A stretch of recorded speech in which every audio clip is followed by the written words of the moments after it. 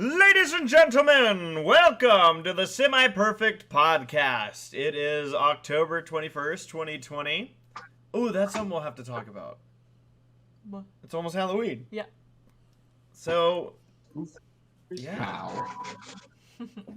It's almost Halloween, guys. We got ourselves a special Semi-Perfect Podcast with you all. We're going to, we've got a couple extra friends joining us here today. Uh-oh. I got kicked. Where'd you go? I was idle for too long. She disappeared. Oh, there we go. Why don't, if my head can't turn, why don't we put you on the other side of me? Okay. Wouldn't that be genius? Good. Race, do you see the little cog at the lower left? Oh, we're doing the horse town thing again? Shit. I see a cog. I got no. What is it Yeah, called? yeah. Click on the cog, and there should be a thing for actions. Yeah. For me, it And says there should be H. turn head in there. It says H, and I press it, and it don't do nothing. Press H It for don't- head. It doesn't do it. It doesn't do this for you. No. No. Weird. Is our Well, can you at least click that action and do it? Where are you at? Clicking it, and it don't work either. We're in the top right of Well, Ponytown. No, that's not the action, honey. Ponytown, USA.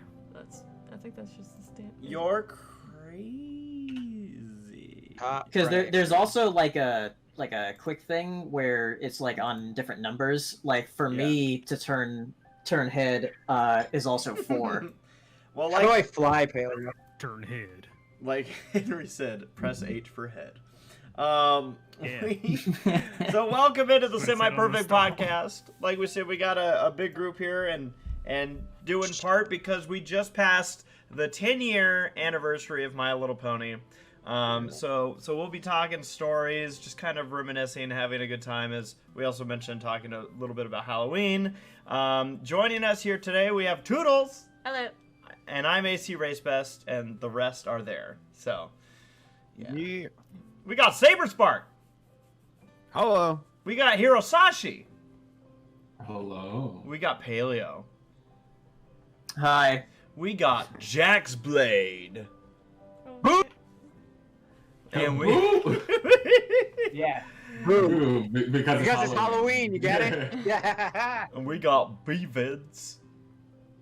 So it was Browsing Co. Wow, you're bringing it back. So know everybody it's too that's long. listening in the chat, we are in the PG server of Ponytown. We're on the top right corner near these benches here. Yeah. Watch this destroy our internet. It just takes too How much. I joined the Ponytown. At a pony.town. Well, yeah. Ooh. So yeah, so we got everybody here.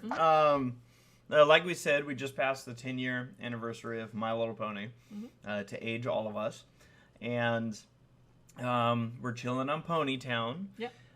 So we got some of our live viewers joining us up here in this nook and cranny of the map.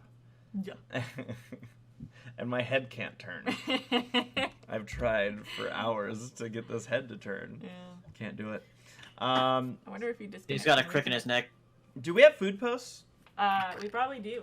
Let's check out food posts. I'm going to check out the How many years give you such a crick in the neck? I can't even remember. 10,000 years. 10,000 years. Okay. Fucking suck. Disney losers. I love it. You know what scares me though is that we talk about Disney like, wow, we're so good at it. I do believe that a lot of us are much higher in knowledge when it comes to like the average person. But then you got like those mega Disney. Yeah, I know we're quite advanced. Be that as it Step to me. yeah, be that as it may to our big brain moments.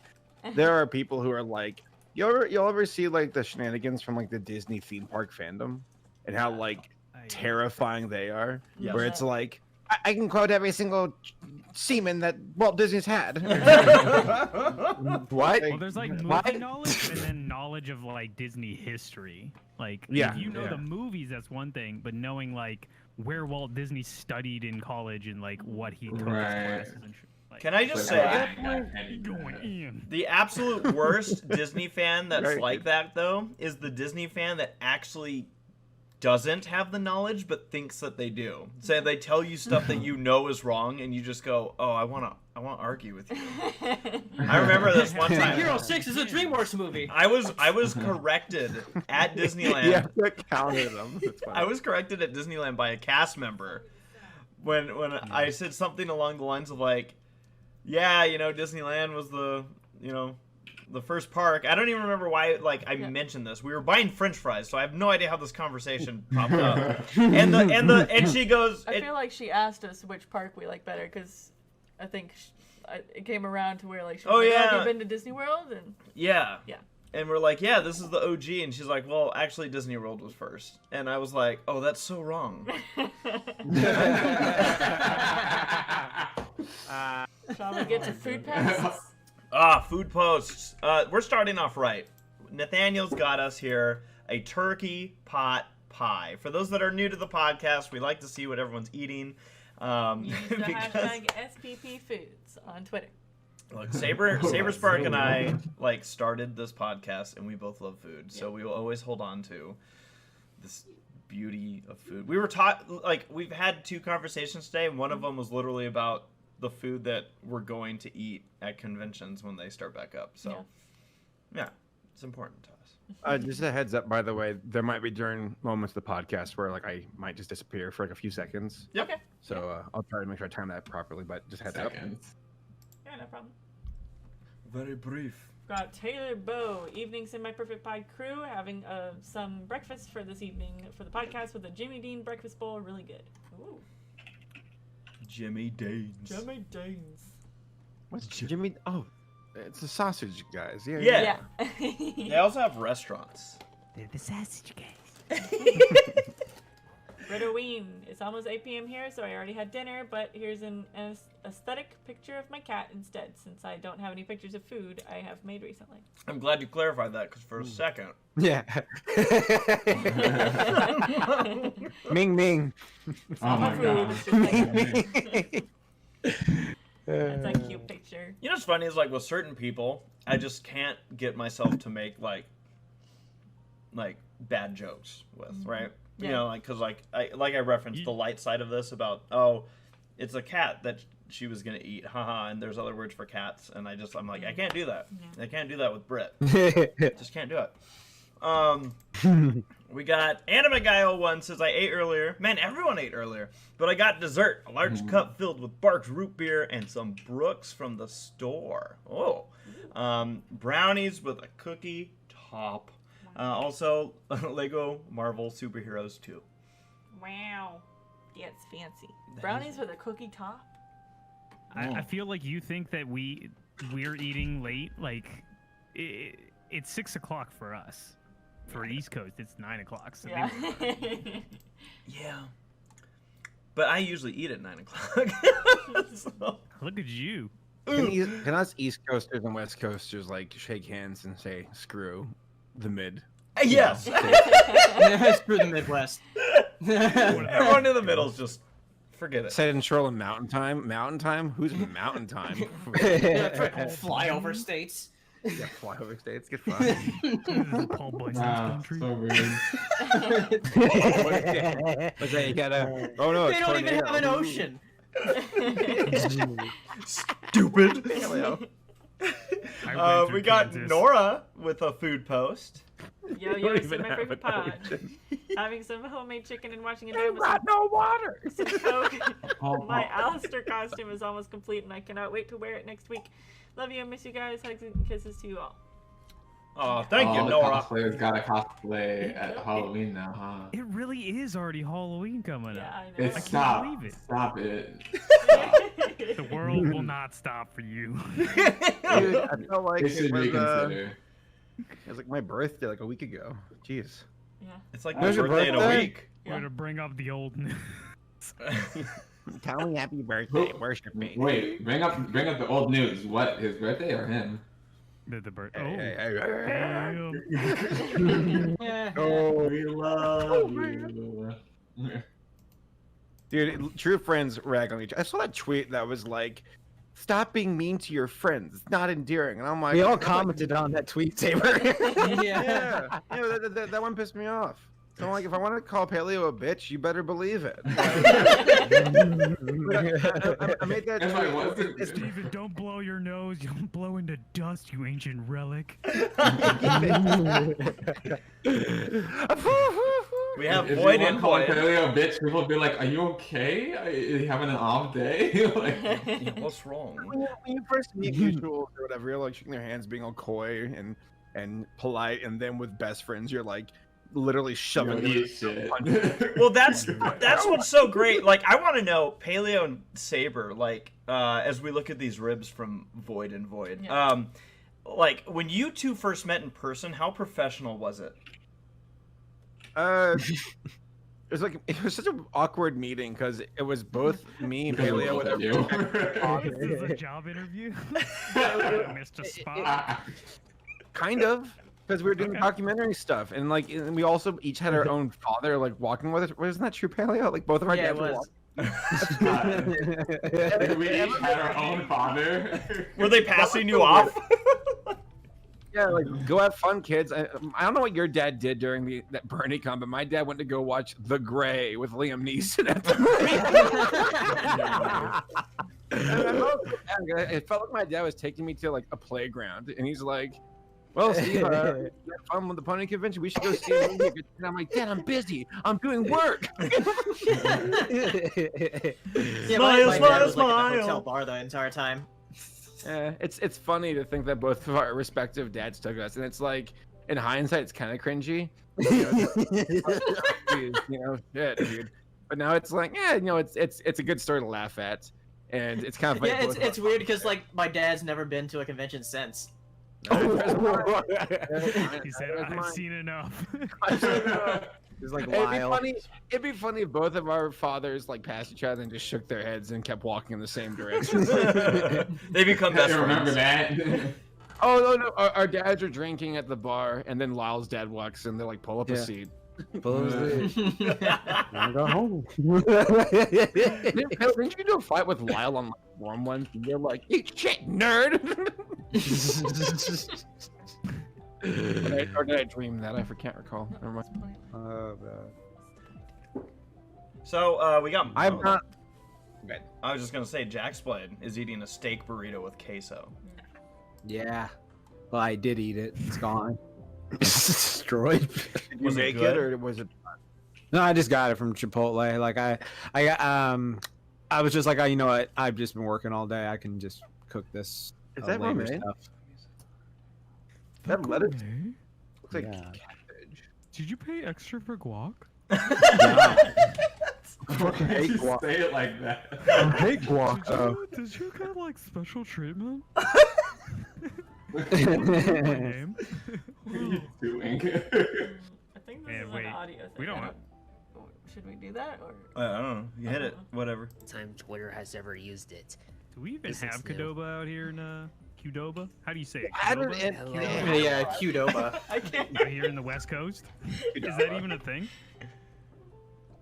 I remember people used to be really like vehement about like their allegiance to either Chipotle or Qdoba, and I was like, they both suck. Don't worry. They're both mediocre. It's Well, okay. To be fair, like we got something in the southeast called Moe's, which is it's okay. It's a it's a burrito Subway, that's what it is. But like, here's a question for you all real fast. Salsa, like I like my salsa where it's a nice and like blended up enough. Like when it's like that weird Tostito salsa where it's all chunky with like peppers and onions. I'm like, no, thank you. No, I that's want wrong. mine to be like blended up a bit more, kind of not Yeah. too soupy, but enough to hold on a chip. You know what I'm talking about? Yes, I know what you're talking about. I have some Action structure. Eli having some chicken parm for dinner. Ooh. I like Speaking of chicken, and speaking of restaurants that suck, Uh-huh. I always love this story from BVids Yeah. when they took Carl to a KFC in Baltimore. Yep. Oh, man. It was the saddest buck of chicken I've ever seen. Wasn't that the bulletproof one? They had all those like Yeah, bulletproof like windows. They had bulletproof glass and no drive-through, so we had to go in, and the ladies in there were like, what y'all kids doing in here? And I was like, we're trying to get this Swedish guy a bucket of chicken. They're like, all right, I mean, whatever. Did he even like it? I just remember that like he ate it and he was like, it's like what I thought it was gonna be. This earth-shattering moment where he's like, I've tasted the chicken of the gods. He just goes, What I've did he had a buck. I mean, he expected that KFC chicken was gonna be of like some decent quality, and I was like, you're thinking of Japan. You need to go to Like, Popeyes ordered then. it, like All right. months in advance. Yeah. Oh God. We got You go to invisible. Baltimore, you're getting. We got I'm sorry, Iris go ahead. says, I already ate dinner, but here's a picture of my drink from Captain D's. Ooh, I don't know that right I've now. never heard of Captain D's. Ben says, eating candy corn while doing the cross stitch and listening to the podcast. Sweet. What son's No, I like candy corn. So good Oh, on dude, you. that is a fantastic cross stitch. Is that gonna be for sale? That's really good. It's really Pretty good. good. Mm. Love me some Sunset. Very nice. And I think did we get through everybody? That might be it. Let's just check the notifications here. I thought the guy with the Captain D's was just eating straight up tartar sauce. Oh my God. Drink. For whatever reason, oh, there we go. These weren't loading. There let's they see, are. It says, hello, everybody. It's in my pod. I am already done with my dinner, having dessert. And dessert is at Trix. And the light pink pony, that's me. And I'm trying to make myself tall, by the way, what just happened to Trix. Alright. Nice. Nice. Nice. Nice. Alrighty. Let's get back to Ponytown. Oops, I do popped it. off. Sarah just keeps falling out. So I know that last week you guys, a lot of you got together during the weekend. I wasn't around, I was working, but a lot of folks got together to kind of reminisce on stories and whatnot, and in regards to past convention stories or anything fandom related. And many people know I've been kind of like on this nostalgia trip with past convention vlogs and all that, so been having a lot of fun looking back at all that stuff and kind of chronicling a lot on a personal level. So yeah, just again want to thank all of you for joining us here. All of us podcasters here, thank you guys for coming on in tonight. And No problem. yeah, Sarah, I'm watching Sarah run I around. think these two people are about to go to the 18+ server Oh. together. Oh, Uh-oh. Wait, what? Oh, you can do that? Yeah. Hold on a second. Where are we going? Okay. 2020, the year of experimentation. yeah. So yeah. Oh gosh. I don't know if they're part of our group, but They are now. We're all one big happy family. So good. But yeah. So like as we kind of talked about, goofy moments and whatnot. The last 10 years, obviously, with a lot of you have had you in the last Bronies React. That we also kind of talked about, you know, what the show kind of meant to us and all that, but I figured we're probably going to focus a little bit more on some like random convention stories and what have you. And obviously, like I said, I wasn't around for the last one when you guys did this about a week ago, so I don't fully know what stories you guys talked about. But with there our was a group, lot. yeah, There's a lot. you're like, we've talked about all the stories. There's nothing left. No, we certainly did not do that. Yeah, there's a lot more. Yeah, there's many. And it was about halfway through the podcast where we're like, this is impossible to cover. Yeah. So I know let's see, I'm trying to think of, I know for Saber and Paleo, the first time I met you guys, was at Everfree Northwest, 2012. And that convention always stuck out to me because it was a convention that they had this concert set up. But the problem was the only way to access this concert, you had to go up like 12 stories in an elevator.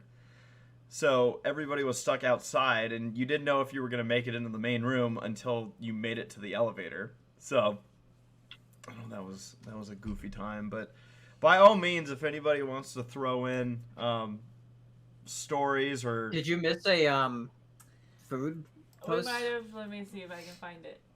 Because I scrolled. Because through yeah, it. Sky Sprinter says on Ponytown that you missed it, and Sky Sprinter's crying in Ponytown.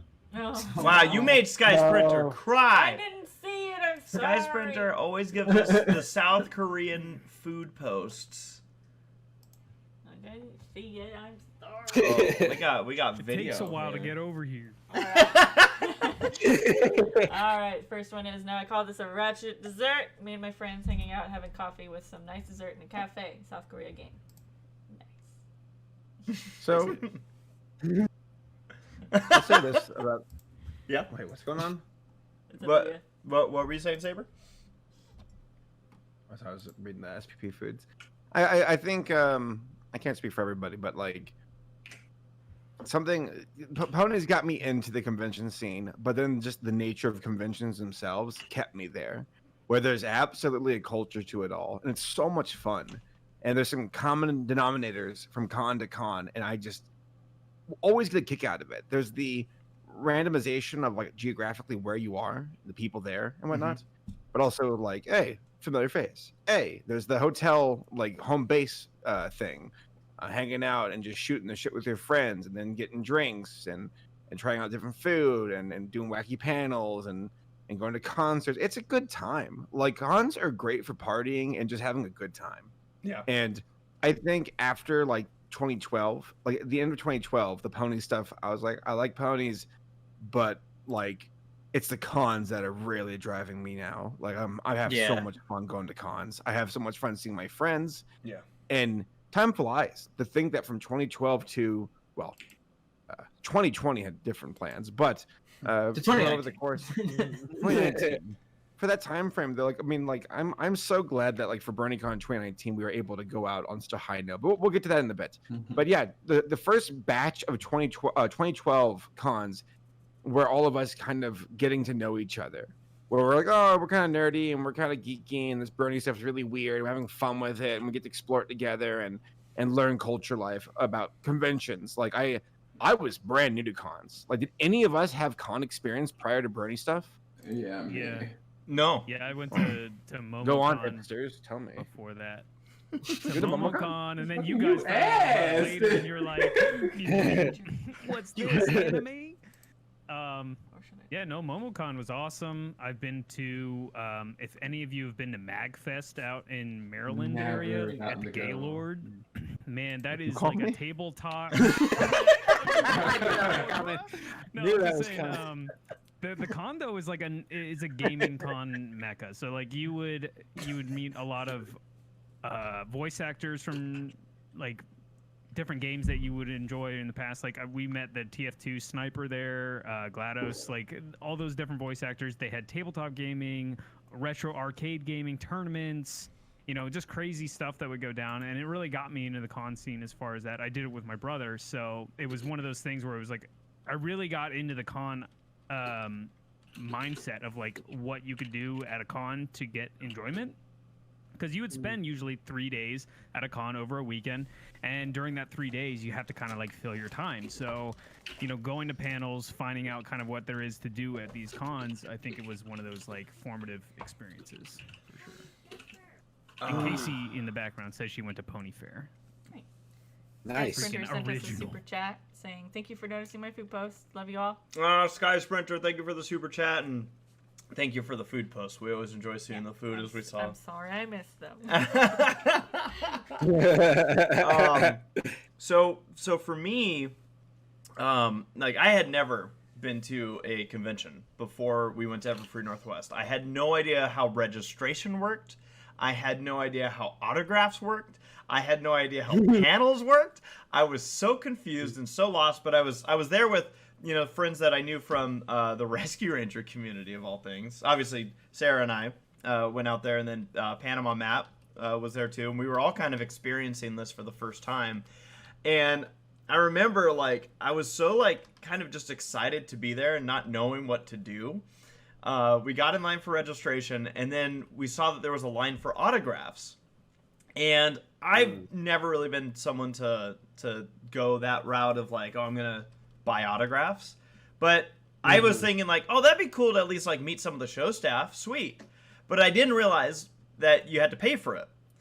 And so we got in this line and we sat there. That's where Saber walked by eventually, and I met him for the first time. Sarah and I sat in weird, this. because we're also proper. Oh yeah. Can I just say one thing? Yes. I remember seeing you going through the registration line and with your camera just going back and forth, and I was in the lobby and I said, "Who's this fuck?" I love it. I was in there with Jay Haller in the lobby area, and I see this guy just going through the line. He's just like, "Oh, we got everybody here." we found a way to get like around the whole line. It was one of those first experiences of like pulling a con card in a sense. And for those who don't know, it's like basically like if you have a panel or something going on at the con, a lot of people just like go to the line and they go to the front and they just ask like, hey, like what do we do for like our panelist badge? And most of the time they're just like, oh, here, let's deal with it now, and they'll just give you your badge. And like I always felt bad because that was the first time it ever happened, was at Everfree. It was like I was like, oh, I don't know, should I wait in this line? They were like, let's just deal with you now, you insolent fool. Okay, fine, give me my badge. But like, yeah, I remember seeing you, and I remember like that searing in my memory that I never met you, but I was like, who's this guy like vlogging the con from the front line? And it wasn't until later I was like, that was Jeff. That was his first con. And nothing's changed. Nothing has changed. It's the same thing. No, I just remember how long were we in that line? The autograph line. That was at least a. Go ahead. It was at least an hour, and we got to the door, and I just remember that's when like everyone started talking about their vouchers, and people were like, "If you need to buy a voucher, do it now." Yeah. And I turned to Sarah and I'm like, "What's a voucher? What's a voucher for?" And that's when everyone's like, "Oh yeah, you pay for it." And then I'm like, "Oh, okay." And we got out of line, and the funny thing about it was I didn't feel like, oh, we wasted a bunch of time. Like I was just like, all right, next thing, did it. Like, let's go. Let's walk between two hotels that are on two sides of two different hills. It's great, but That hill was very steep. Yes, it was. I sweating. the second year, I think people actually brought bikes. Like I remembered seeing people that were. Oh yeah, Everfree Northwest was the first convention that Saber wore his Saberspark shirt. Yeah, I saw pictures of that. And the last. I gave that shirt Do to you all remember the Jillian, wasn't airplay cards that they handed out at the cons? I do. For like the first 6 cons, and I think it was Fluttershy that was at the Everfree one. And I remember Jay Howler going in line, getting, he got, I think, Ashley Ball's. Oh no! It was Andrea Libman's signature, and he gave her 2 cards, and on the second card she goes eBay, and he just goes, Yeah, I like sold all my Interplay cards on eBay so I could go to the 2013 BrodyCon. Oh well, yeah, that Interplay works cards were like a legit money maker. Yeah. Yeah, no, it's so weird to me. Like, it freaks me out a little bit knowing that, Henri, that you were at Everfree Northwest 2012, and I don't think, we might have bumped into each other at some point, and just like you said, not known each other, and not known that we eventually would become friends, but, like, it just weirds me out going, like, wait, now I have to look through the vlogs again and see if Henry's anywhere in the background somewhere. I think we saw each other in passing through the vendor hall. Yeah. But you know who else was there? Who was never at another con again, I believe. He was at he was at EQLA. Was Max Gilardi. Yes, he was definitely at EQLA. Probably a good reason why. Yeah. Yeah. But that's also like seared in my memory as like as far as like people that I met at cons early on. It was an event. I mean, like I'll go up to bat for Bronies and say that the My Little Pony, like, it was a phenomenon. 'Cause I don't see this ever happening again. Like it came at a time right when the internet was going big time mainstream, and I think that really caught the attention. It was serendipitous timing for like, you know, a nice fertile websites with big birth hips. What I'm getting at is like The YouTube, virgin Facebook, internet. DeviantArt, Tumblr. Yeah, right. But like honestly, it was like, oh, the internet is at a place where it can facilitate and grow this talent and have like the means necessary for folks to create. Like there's programs available for us to use to make shit, versus like early 2000s where it's like, dude, I struggled in like 2007 to find any editing software that could work except for Movie Maker, which sucked. So technology and like just the online culture came into its own at the same time for bronies. Yeah. I'll stand by that. I think it was a good timing and it took off. Oh yeah, It's a culmination though of like the memes, like meme format was huge in 2010 going forward. Yeah. Like, and then also chats and like Skype groups were becoming a thing, and I think that fostered a lot of good like communication within the community where people were like, hey, like you're an editor, let's get in an editor chat, or if you're like a musician, like they just got into musician chats together. So I feel like a lot of that fostered good relations. If you're a musician, let's have people worship us. That was honest to God, that was my first time ever having a brush with what I perceived as an online celebrity, where I remember seeing Mike the Mike, Jackalap, and Alex S walk past me. I think some other friends were next to me. Like Pale, I think you might have been walking with me at BronyCon, and I was like, wow. Brony musician, which you know, saying the panic. In hindsight, it's just like get out of the way, Aristotle and Mozart. But honest to God, like it's all about perception. I can't drive this point home hard enough to say that like how we perceive reality, how we perceive people and their self-worth. Like it's important, and I also think it's important is if you are on the end of being someone who is seen as a quote-unquote celebrity, there's a level of responsibility to like don't become detached, because I've seen people who have like 5,000 subscribers, and I won't say any names, but like them walking around conventions spinning their cane and their top hat, and they're like, look at me, and it's like well, God, you're awful. Like you're you think you're like, I've seen people who are massively humble and people who have massive egos. It's the human experiment of how we interact in these social environments, and conventions are unlike anything else. In tandem with internet culture, it's a completely different animal I've never seen before up until that point. Yeah, no, I think that's one thing that we've always felt really fortunate about, like with our group, is how, you know, there's been we get selective, obviously, like not like saying like, oh, you're allowed, you're not, you're allowed, you're not, but like we don't warm up to people super quickly unless we've like met them beforehand, in the sense of like kind of like a tight friendship, so to speak, like, hey, let's hang out in the room type of deal. And for me, you know, I just like I think that's part of why I have such a fun time looking back at all the years of experiences, because of just, again, like Saber's kind of talking about, this human experiment of sorts. It's just like, I never would have guessed how many friends, how many great friends and great people I would have met throughout this whole thing. And I know it sounds preachy and it sounds like, oh, okay, but like seriously, like everybody here right now that we're talking about. Okay. Except Saberspark. Everyone here. Everyone heard it. Except Jax. No. Yeah. Okay, bro. Yeah. Okay. There's only room for one. Okay. I remember. So Everfree Northwest was, like I said, it was our first convention, and then the next convention I went to, which I missed, BronyCon 2012. Yeah, I had to vlog that one. Yeah, you did. When I missed, oh man, you were so goofy, Jax. Like I you remember still are, seeing but you like... at that one too. And What? you guys did the song in front of that giant screen truck that was in front of the thing, and I said, let's leave these goobers, and we went back to our hotel room to drink. I regret nothing. And like I know we joke about it, but that was funny. listen, Henry, just because you're afraid to live life doesn't mean that Jax and I have any shame. Life one smile song at a time. Oh yeah. These guys.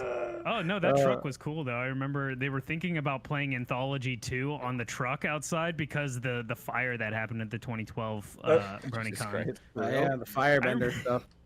Can I just say the funniest moment of that whole instance was when someone had to get on the microphone after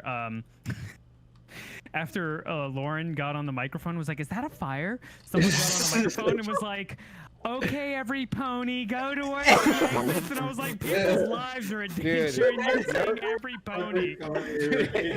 Henry, no joke.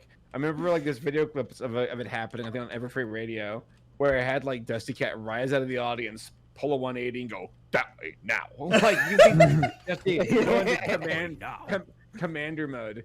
Because like I love these cons because like you're given an opportunity that's so rare, where it's like you get to partake in such a bizarre human culture that's like never been seen before, really, at least to these lengths. And I know that people can say Star Trek and Star Wars and other convention culture, but ponies legit were very different. And seeing all these, I mean, like in 2012 BronyCon, like God, everybody had stars in their eyes. They're like, we could change the world. Yeah, we did. We'll stop it. Sexism. And it's like, we'll try. We'll try. It was an innocent time. It was, and I regret nothing. I truly think it was like, because I mean, for a lot of us, I think we were going through college, we were done with college, and we found a lot of us were like at this stage of life where we're like, yeah, we're kind of adults now, kind of in the college life or in the workforce, and ponies was like this nice like safe harbor to meet like-minded people who were fucking nerds. Not fucking nerds, but you know what I mean. Well, in some cases. Some cases. Hey, tell the story about that one guy who poked his head out of the hotel door asking for condoms. Okay, this is fantastic. So that was at this was at BabsCon the first year. And Saber, Gabe, and I are walking down the hall, which it's very common for us to end up on like the wrong side of the hotel and then be like, oh crap, because a lot of the way that these are structured, like BabsCon's hotel, the Hyatt Regency, if you go up the wrong side, you just have to walk one big circle to get back to your room. So we're walking down this hallway, and you know, we were goofing off and talking or whatever, and all of a sudden this door swings open. One of the hotel room doors swings open, and this guy with this desperate look on his face, he goes, "Guys, I'm so sorry to bother you, but do any of you happen to have a condom right now?" and it was great because he's like I met this super hot girl and she's willing to have sex with me, and the best part about it is this girl like she's like in the bed sheets, right, and she like pokes her head around the corner and waves at us. and we're just like, no, sorry, dude, we don't have a condom on us. And he goes, okay, all right, well, thanks anyways. And he starts to shut the door, and then he goes, oh my god, Black Griffin? Oh my god, right? And he realizes that Saber, you know, myself and Gabe, all of a sudden he's like, oh fuck, I know all of you guys. Dude, didn't the girl... Gabe, do you want to come in? Gabe pulled off the condom he was wearing, and he's like, use mine. He's like... for COVID before it even happened. Oh, no, I joke. But, like, if I recall the girl, like, her, she was, like, I think she was, like, under the covers, and she was like, hi! Yeah! Like, yes! Oh my god! This is also, like, in a way, kind of wholesome. Where it's like, you know... I think I'm having a good time, and he's gonna put some in her hole, right?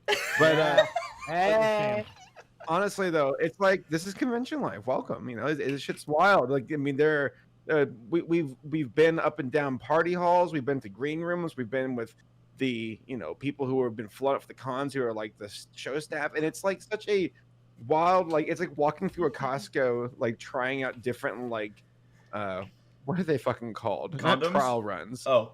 No, condoms. I already have. Is this on the vlog at all? God damn it, what's it called? I think Samples. Free samples. I don't think. I'm trying to think if it. So funny enough, I'm watching the BabsCon one right now. And I'm not there.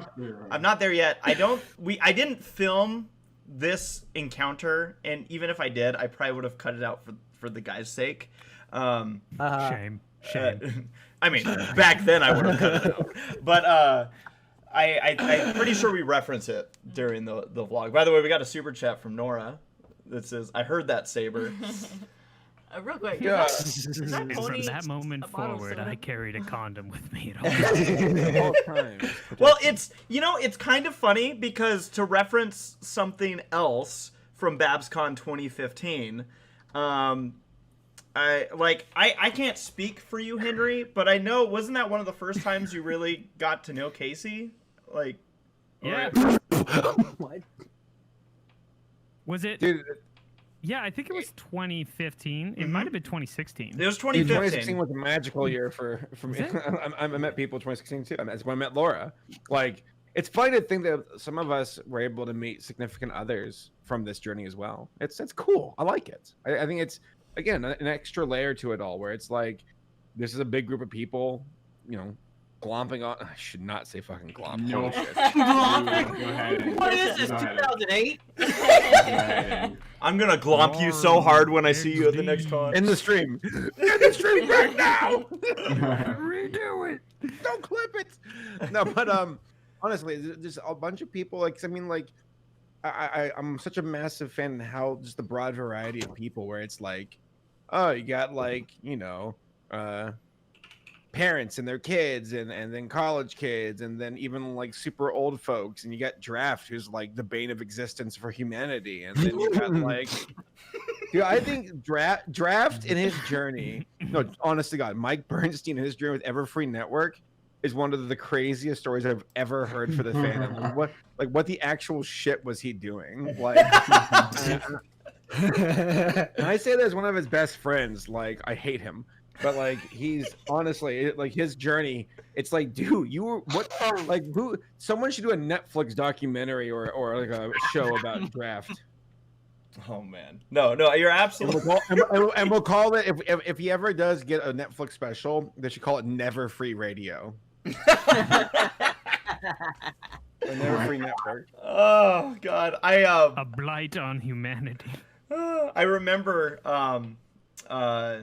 the first time I actually met Henry as a friend was at Fiesta Equestria, for their first year. And Fiesta, and I know Sarah, you've referenced this a lot of times, that like that was one of your, I think, favorite cons to go to, right? Yeah. And why was that? Was it just the?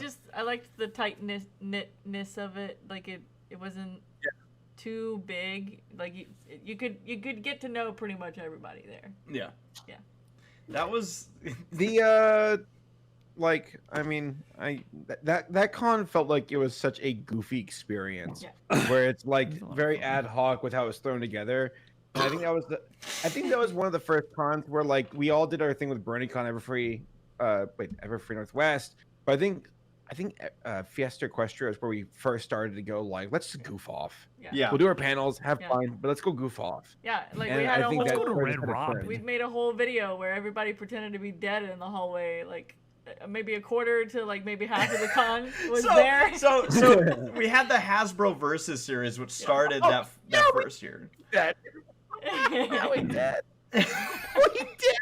Matrix video. Oh my God, I forgot about that. We did 3 of those. Yeah, with the pool at the end. Yeah. Oh, dude, good times. I just love how Saber at one point, because the whole reason that we did those Hasbro Versus videos was because that was right after Fighting is Magic was C&D'd Canceled. by Hasbro. So we were like, hey, let's walk around. And I remember Dusty, because Fiesta Equestria happened, and then the very following week was Everfree Northwest. So I flew from Texas to Seattle, and after we made the first one, which was us pretending that Hasbro was going around C&D'ing everybody, Dusty pulled me aside at Everfree, and he goes, "Hey, you guys shouldn't have made that video. Shouldn't have done that. You're rocking the boat." By the way, I love just quick side note, I adore Dusty Cat. Out of all the people I met for like this Bernie stuff, I think Dusty might straight up be one of the most unique. Like, just I remember at Unicon, he and Carradine were telling me their tales with the furry fandom. They were there for the furry fandom when it first did the conventions, and I swear I was sitting like a little kid at a fireplace listening to like their father tell a story of a battle, and I was like, this is gloriously weird, but I love it. So yeah, but you know, like being part of the Bernie stuff, it's like I've been down this path before. I've seen what happens. Like it's great. Unicon, man. Unicon. Stories about that one, right? I love how we went from getting kicked out of our hotel. So I was never supposed to go to Unicon. And if I was there last week when you had draft in the chat, I would have reminded him again that he was one, like, Saber, you obviously were a huge part of me going to Vegas, but draft. I was so pissed off because you were watching your stupid NASCAR in the hotel room, and I kept coming back to the hotel room being like, "Well, the con's dying," and you're like, "Oh." But the race is pretty good. You want to join me? Oh my. So it happened that, you know, I'm a huge NASCAR fan, and that weekend was the Daytona 500, and I'm like, at first I wasn't gonna go to the convention because I'm like, yeah, I was like, if I go to the con, I'm gonna be thinking about the race, or vice versa, and then I'm like, well, wait, I'm being stupid. I could just watch the race there and then spend the rest of the time. And Draft was one of the people alongside you, Saber, that talked me into going to this convention. However, Draft is literally part of my promo video going on about over the phone, leaving me voicemails telling me how it's going to be a great time, it's going to be a fantastic convention, all this stuff, and I have it logged forever that Draft was the one saying this about Unicon. And yeah, we went from... You made a video, like a Ferris Bueller video. That was my idea. So I drove to Vegas. I drive to Vegas Friday night. I get there. Saber's drunk. Everyone's drunk. And then I got hammered. You got so hammered that I actually had dinner by myself with a bunch of the military bronies that night because I was like, That's right. You got to meet a side of me that you're like, I hope this isn't a habit 7 years later. Give me the lemon. Give me the lemon. Give it to me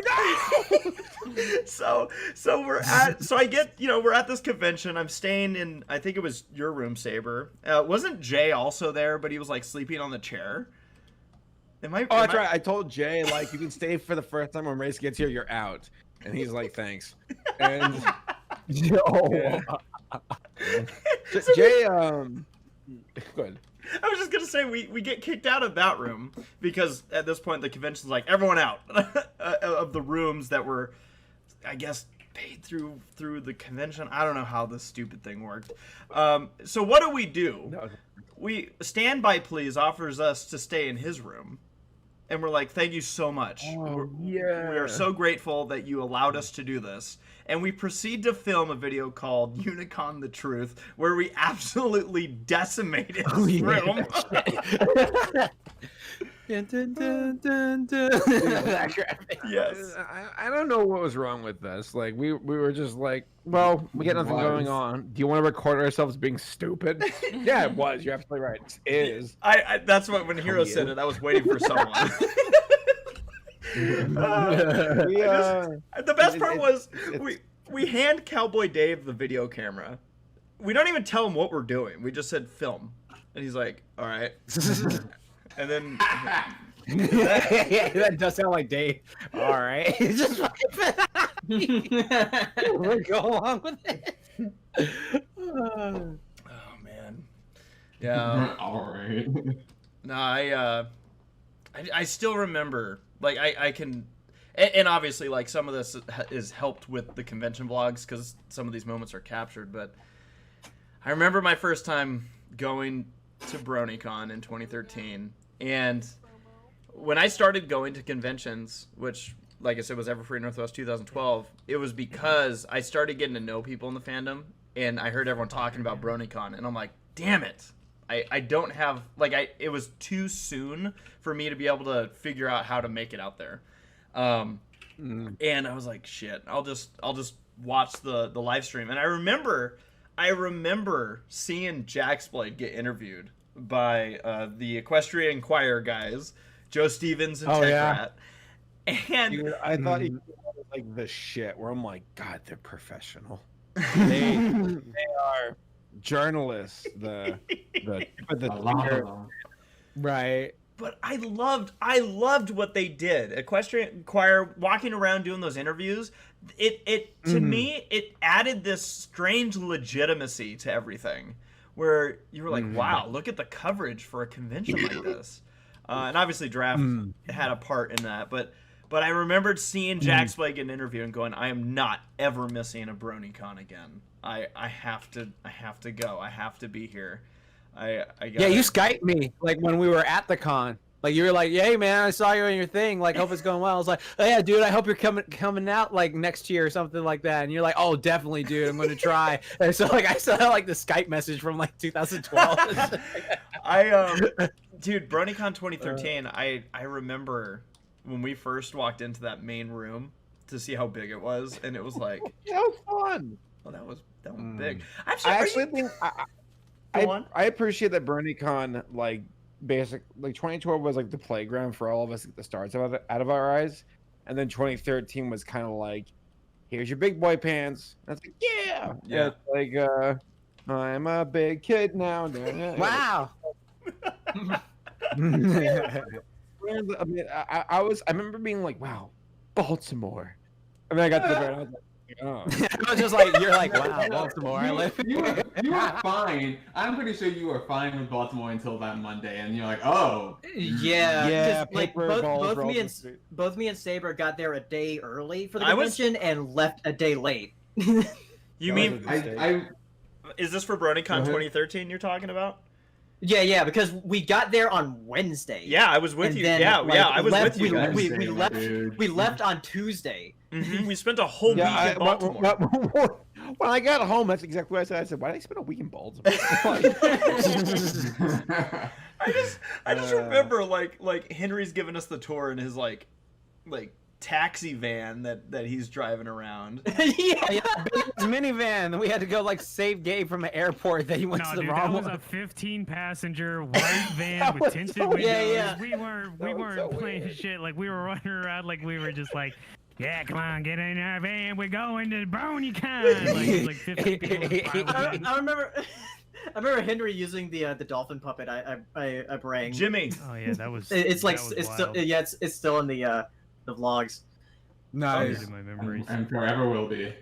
Oh God. I just remember there was a time, I can't remember, I was probably like BronyCon 2015 or something like that, and I stayed on that Monday. Like, all of y'all had already experienced staying on the Monday, but I stayed the Monday. I was like, oh no, I hate this place. Like, it was just like, there was something about it that was just so disheartening. Like, the magic is over and it's just Baltimore again. It felt terrible. I was like, I want to leave immediately.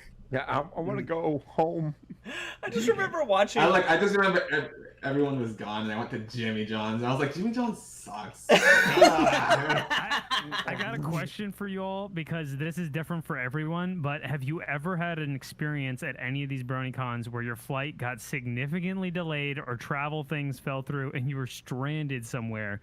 Like, did any of you ever have that instance? Yes. Where were we going? We were going. Wasn't it BronyCon? Was it BronyCon?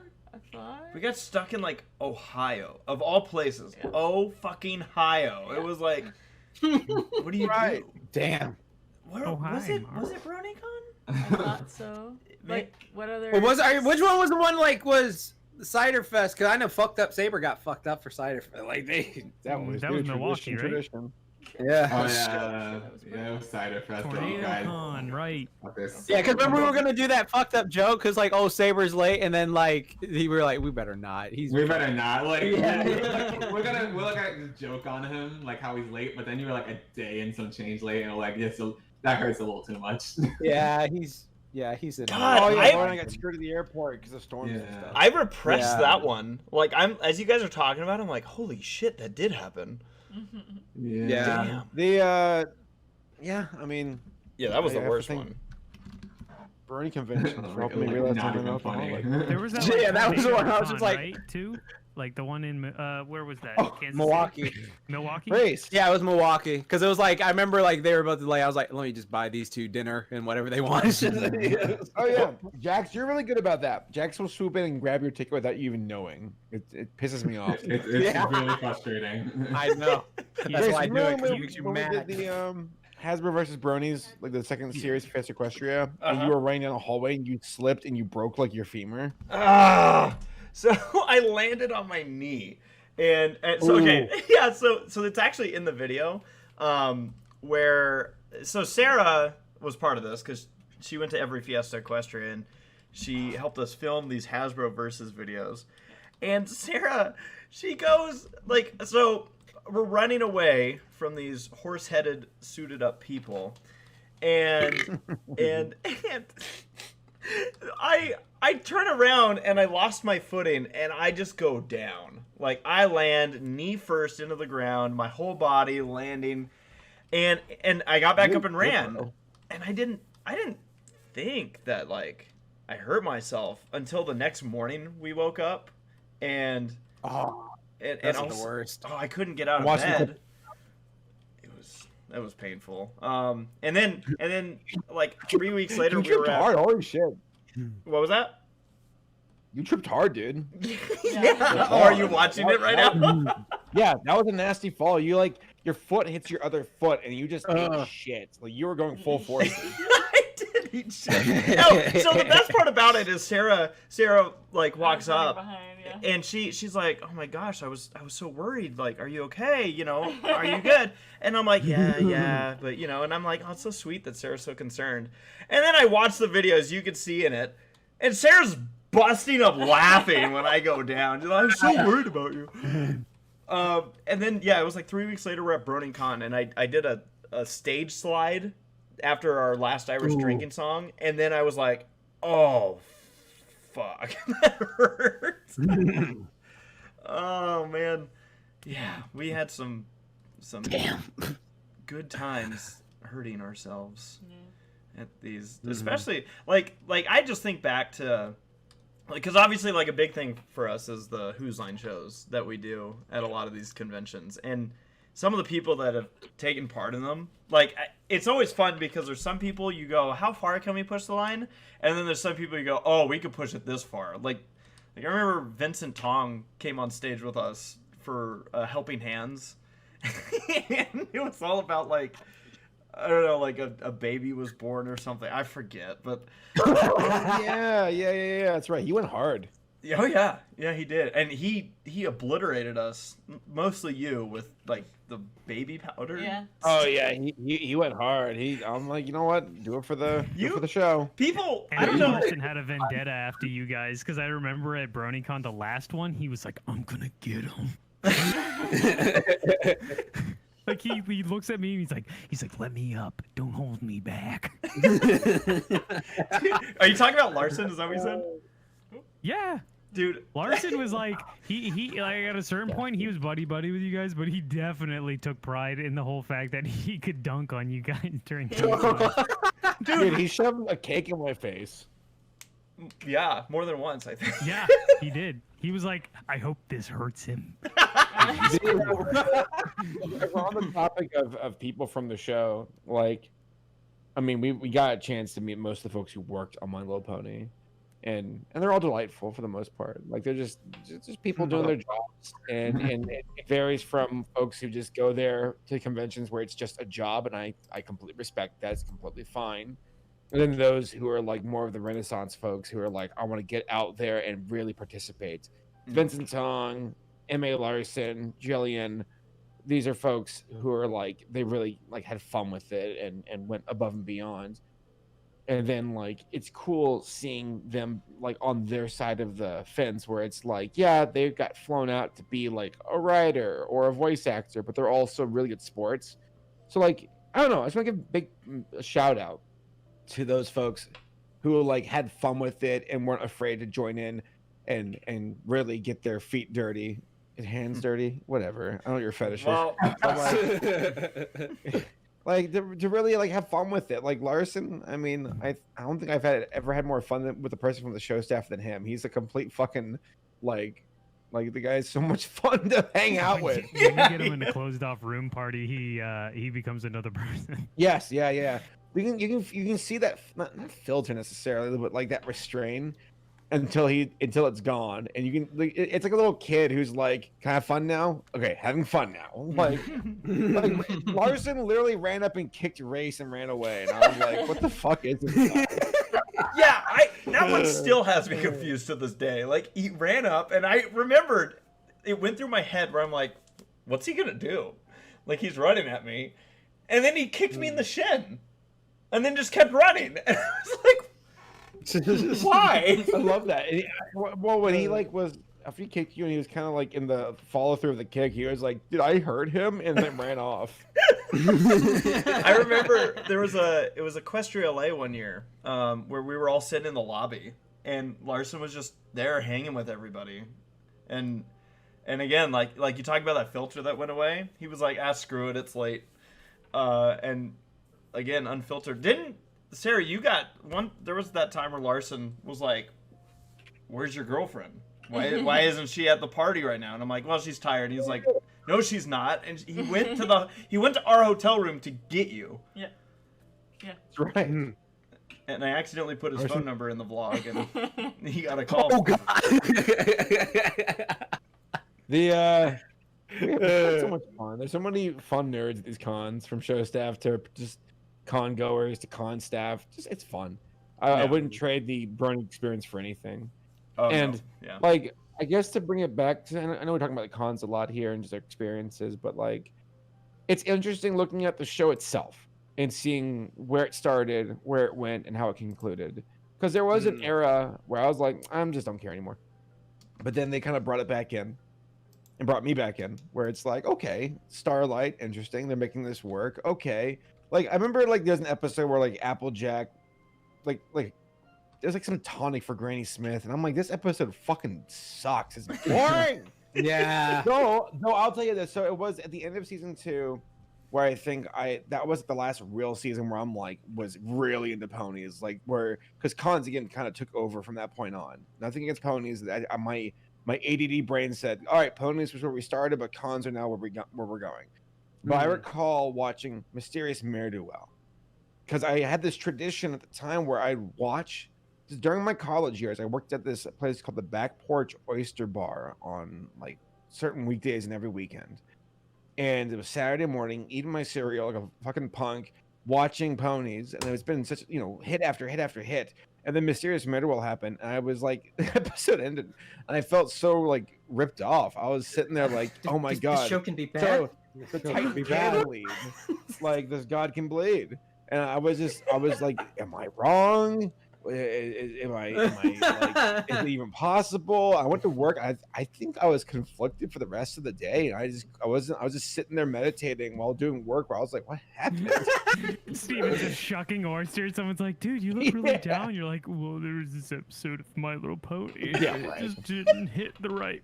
Dude, Oh my tried to god. explain the burning stuff to my coworkers, who I'm pretty sure were a bunch of like reformed criminals who were working in the kitchen. Oh, Not God. even joking. Not even joking. I'm not even joking. Hey, man, Pinkie Pie is like my spirit animal, man. Man, No, actually, Fluttershy. it was a bunch of rednecks. It was in a mountain town, a bunch of rednecks. There's one guy who I swear to God was part of like the witness protection program, and I remember him because his name was Jack, and I remember because he's like he was like this slicked white-haired guy with like jean shorts and a tucked-in T-shirt, and he was like super like he's like from the Northeast. He somehow got his way into a mountain town, Georgia. I remember one time he's like, "Hey Steve, hold this Bud Light for me. I'll be right back." And I'm like, "Okay." And he came back and he's like, "Give me the Bud Light. Thanks, Steve. You're a doll." And he walked away. And I was like, "Okay." And then like my boss was like, "Someone's been stealing beer. I always say you all can have like you can have one beer at closing, but someone's taking like 6." And Jack's like, "I've never stolen a beer in my life." And he's like, I'm like, "Jack, you fucking liar. Like, you got me." I remember buying a Fluttershy shirt saying "Yay" from fucking Hot Topic. And I wore it to work. I was so proud. And one of the fry cooks, with its hand was full of flour, patted me on the back. And I saw the flour in my peripheral vision as he smacked my back. And I flipped out. I was like, "I just got this shirt!" I was like, "Thank you." And they were like, "We're sorry. We didn't know you like ponies that much." And I'm like, "Well, I do." By the way, Anime Guy 01 sent us a super chat saying Saber will be on time for Ciderfest this year. I want to go to. You have no idea. Actually, you all might have an idea. But like next con, going all out, fancy food, getting hammered. I might kiss Larson. We'll see. Dude, we might be like a big group of people, but I want to like order one of everything off the menu at some restaurant. I think that'd be fun. Oh. I told Saber today. I said, speaking of going all out, I'm like, dude, when we go to these conventions, I'm gonna double up on my meals because I'm gonna make up for last year's meals that I didn't get at conventions. Sarah just gave me the look of death. She's like, "You ain't doing that, but try and stop me."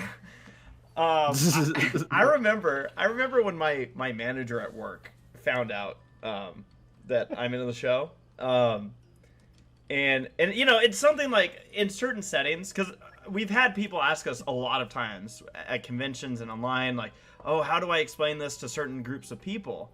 And it's like, well, sometimes you don't necessarily have to. Like there comes a point where you're like, do you need to explain it? Because sometimes just feeling like you need to explain might make it weirder than it is.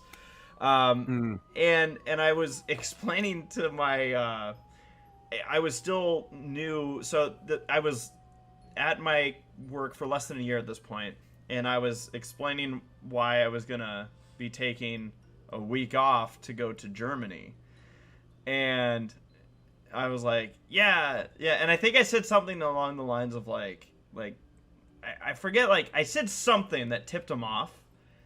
I think I referenced yeah, I'm being asked to go out to Germany, and he's like, "What do you mean you're being asked to go out to Germany?" And then I think you're like, "Oh, I'm gonna do an improv show or something." Yeah, I do some stuff, with cartoons and blah blah. And he's just looking at me and is like, "People in Germany care that you show up?" And I'm like, "I mean, yeah." And he just kind of leans back and goes, "Who are you?" And then I'm sitting there and I'm like, do I explain? Fuck it, I'll just explain. And I'm like, so there's this show called My Little Pony, and imagine somebody squinting so hard, like with a smile on their face, but also looking like they're kind of like pushing out like a super hard poop, like that. That was the face of my manager the entire time I was explaining this. I'm like, so there's this show called My Little Pony, and he's just sitting there like.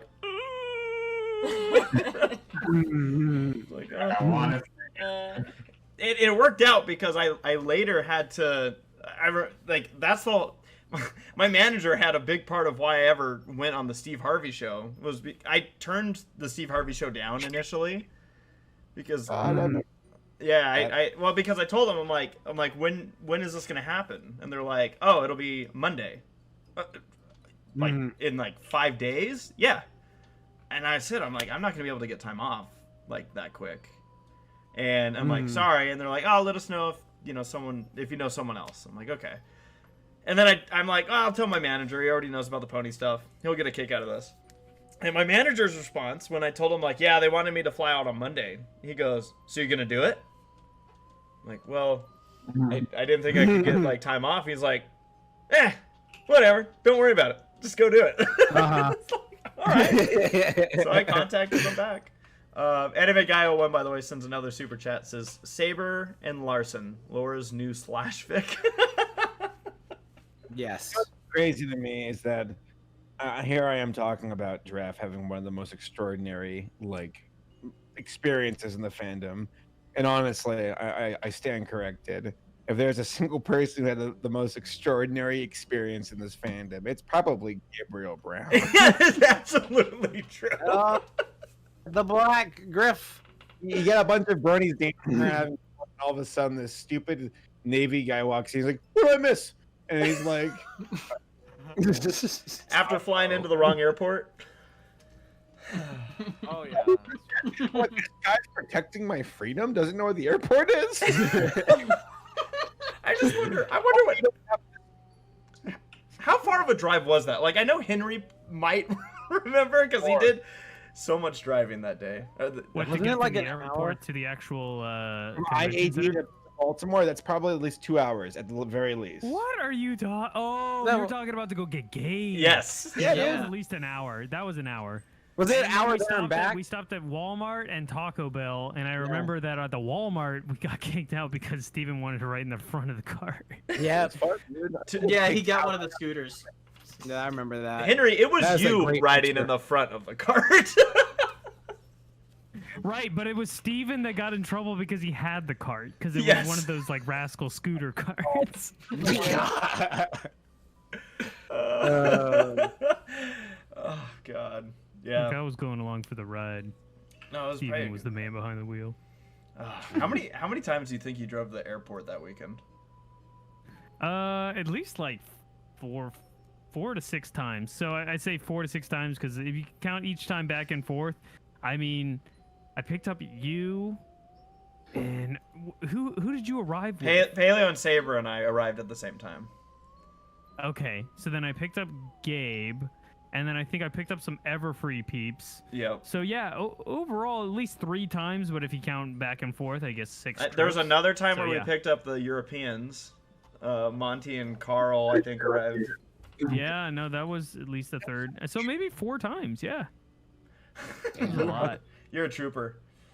Thank you for that. Yeah, well, wasn't my car. Just my guess. I remember we went to go get your car on one of these trips, and you're like, I just hope the wheels are still on it. Like, that would be a win. And they were. I think part of the problem was that I kept parking in this parking deck that was technically too small for the van, but the lady who was at the counter was like, I still want your money. So she was like, yeah, it'll fit. And then, like, as I was driving through the bar that hangs down, that's like 6'8" or something like that, it was like scraping on the top of the roof, and she was like, yeah, it'll just roll off the back, don't worry about it. And I was like, okay, as long as I don't drive too fast and make the car go up, like, I wouldn't just get lodged in the middle of like the parking deck with a 15-passenger van. The money, though. Oh my goodness. We got a. Legitimately, area parts of cons is like just parking and hoping that your car is safe when you get back. Or No one or wants getting to steal the. a 15-passenger van. We got a super chat from. I'm gonna probably destroy. I don't even know how to say this. Kitori Minami? Thank you. I was sitting so far back. It says, I remember when I was working, I saw a coworker have a Flutter Butter photo on Twitter and asked if he was a brony. He was, and I was so happy that we decided to go to the last BronyCon, but sadly couldn't due to bills. Aww. Aw, damn. Oh, but yeah, that whole discovery. By the way, thank you very much, Katori, for the super chat. I don't know, like, and I'm sure if you guys do have stories, I'd love to hear them. But like, I remember, I think one of the first times that I was recognized. There's a shark. There's a shark. I was one of the first times I was recognized outside of like a convention scene, and it was at my school, and I was going through the food commons, and I forget if I was wearing a pony shirt that day. I might have, just like for the hell of it, and I think I saw somebody who was I think that's what it was. I saw somebody who was wearing a pony shirt, and I'm like, oh dude, a brony. And he started like walking around, and I remember like him looking at me and kind of pausing, and then like slowly walking up, and I'm like, oh, and he goes, hey, quick question for you.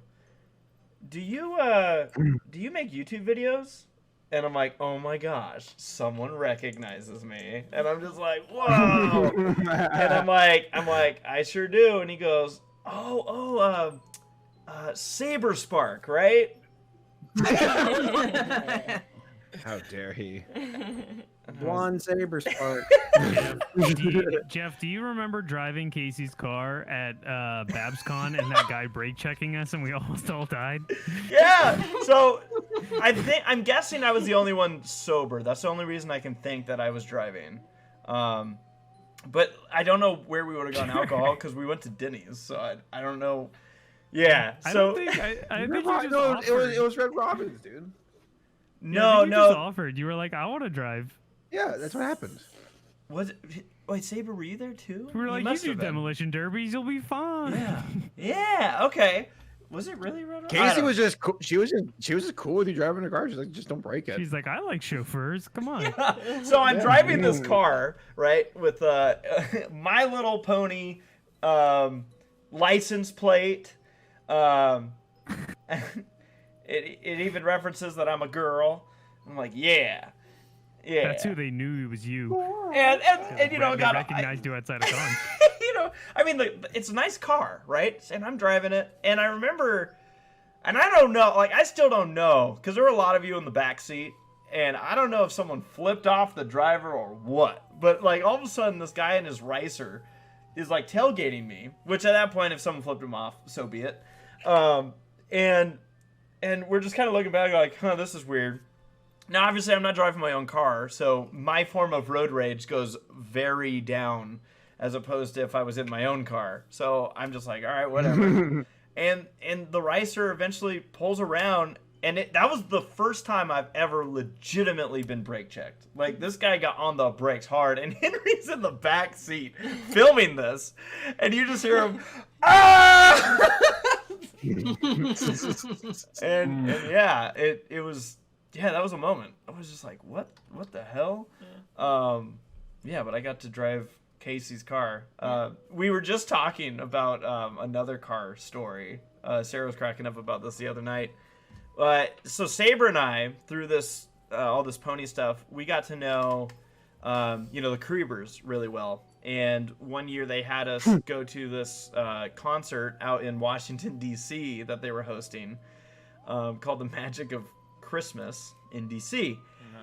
And while we were there, we stayed with a guy named Jeremy, stayed at his house before we went over to the venue, and he had like an extra car, and he's like, here, you could just drive my car if you guys need to go anywhere.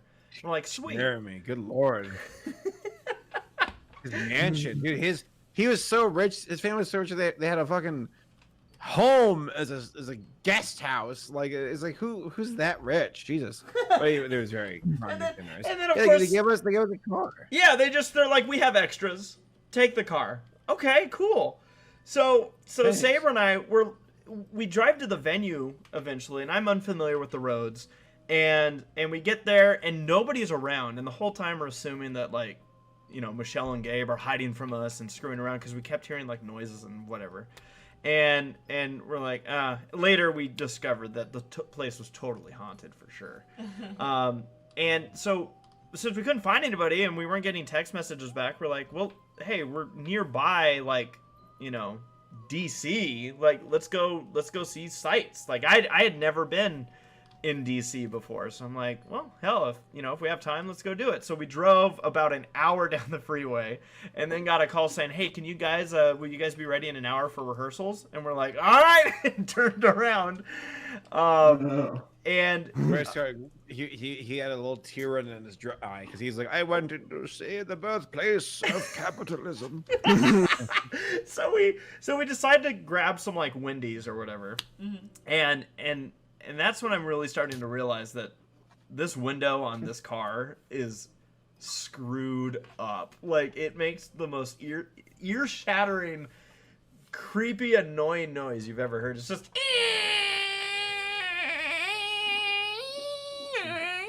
all the way down, and it's slow. Oh my god. And I think it even like like, so we pull up to this drive-through, we film it. And, you know, the guy walks up to the window, and I straight face it, and the guy never responds, and we're all getting a great kick out of this. And I think Saber references at one point, like, could you imagine if you got pulled over with this window?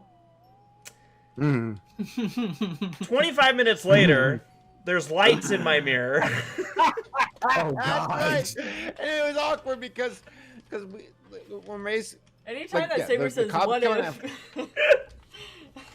Well, the cops coming after. Yeah, whenever I say what if, it could be potentially a curse. But yeah, going down the road, cops coming after us. All I could think was, I'm so glad I'm not the one driving. And the race pulls over to the side of the road where there's like a mom holding her kid's hair as the kid's like falling on the side of the road. And I'm like, why are you pulling over here next to these people? This is weird. And race, continue. Go ahead, race. Take it. Yeah. So at this point, I already know that, like, you know, the cop's gonna walk up, and I'm like, oh fuck. With Saber sitting next to me, I cannot get into a laughing fit with this cop. Like, I'm gonna be in trouble. God. And so I like, before we even stopped, I'm already hitting the window, hoping to God that this thing's gonna be down. Like, the cop was already out of his car walking over, and he probably still heard. I'm like, this window's so slow. Go. And yeah, I got a ticket for speeding that night. And, oh shit. Yeah. Damn. I was like, dang it. Like, it's funny too, because the guy's like, well, because I told him, like, I just landed here. We're helping prepare for a concert. I'm not familiar with these roads. I didn't see, you know, what the speed limit was. Earlier I drove through here. What I did say was, I actually referenced, I said, yeah, you know, traffic was driving so fast through here. And he's like, what do you mean traffic? You're the only car on the road. I'm like, well, earlier. God. He got you on that one. Yeah. He got you on that one. I was like, well, okay. I'm not gonna explain further. Fine. And yeah, because I was getting tailgated earlier in the day, and I'm like, oh, I'm going too slow. So yeah, and he's all, I'm gonna do you a favor. And I'm like, oh, thank God he's not gonna give me a ticket. And he's like, I'm only gonna write you up for going 19 over. I'm like, because I think I was going 21 over. And he's like, I'll knock it down 2 miles per hour for you, so you don't have to come back to settle this ticket. And I'm like, well, thanks, but like, you could have given me like a warning. That would have been better. Thanks, but yeah. And then we went ghost hunting that night, and that was Caucasity. The inspiration of Phasmophobia. Right? Which, by the way, Saber, Henry, Laura, Sarah, and I, we've been playing this game that you'll see on Ready Player Dumb, our gaming channel. It's yeah, we've been playing this game called Phasmophobia. It's literally like ghost hunting, and oh my god, it's amazing. It is nice. It is goofy. It is fun. It is scary. It's all the above. It's great. But yeah, no, I again, like, you think back to these moments, like when I watch the old vlogs, I go, what the hell were we thinking? Like when we, like, you know, like, I'm sure you guys remember at least some of the thoughts going through your mind the first time you're like, I'm going to go to a convention. It was probably like that, like, you know, obviously the excitement of going and seeing friends and being part of it. But it's like, at the same time, I'm just like, man, like when I explain this to my family, like, here's what happens when we go to these conventions. I'm sure they're like, okay. What? Yeah, I love it. I adore it though. I'm so glad, like, whether it be Hero going to a fighting, you know, tournament and crushing people at pony games, or whether just fighting people, Hero's punching nerds. I'm still cheering him on. Like, I don't know. It's all been such a fun, wonderful, unique experience, and I guess, like, part of me is like, man, I know pony conventions are definitely on the decline, not dead, but like there was a golden era, and it's, you know, kind of starting to decline. That's okay, but like, man, pony conventions got me warmed up to just cons in general, where I go to MomoCon or something, and I'm like, man, this is like BronyCon, but like 4 times, 5 times bigger or whatever. But still, like, ponies. But I do have to give a shout out to pony, like, the Bernie culture and etiquette and goofiness, where it had a very unique feel to it with how people went around pony cons and goofed off. It was incredibly unique, and I don't think we'll see its likeness ever again. Yeah. Yeah. No, Yeah. it's like you said, it's been a wild trip through all of this, and like for me again, like I know I reference this a lot, why I love going through the vlogs and whatnot. Like somebody just recently referenced Henry and I were tagged in a tweet referring to something that he and I joked about when we went to Crystal Mountain PonyCon, I think in 2016, maybe. Yeah, those Ford Aerostars $299. It's like there's a Twitter page where you can buy a Ford, like it's Ford Aerostars sold for $299, and the whole joke of it is that they just burst into flames the second you buy them.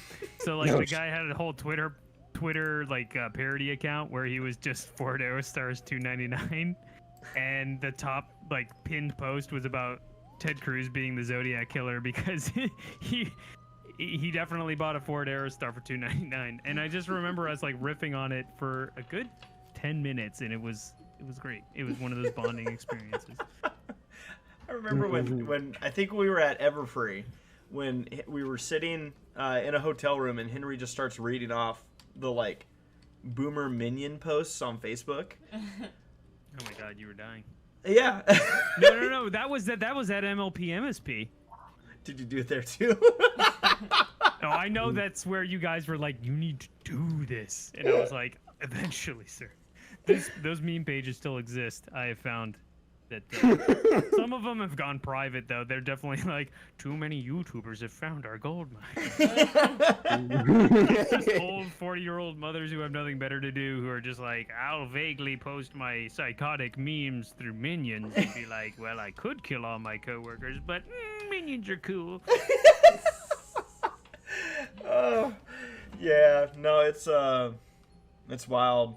You know, I always hope that, like, you know, for a long time, there's some conventions out there that have done a great job continuing on, and you know, hopefully they're able to keep at it. We know that this year has been just a weird one for everybody, but I think it's encouraging at least to see that a lot of the conventions that were going to happen last year announced dates for next year, and here's hoping that we can clean up this mess of humanity and get back to what the fun stuff.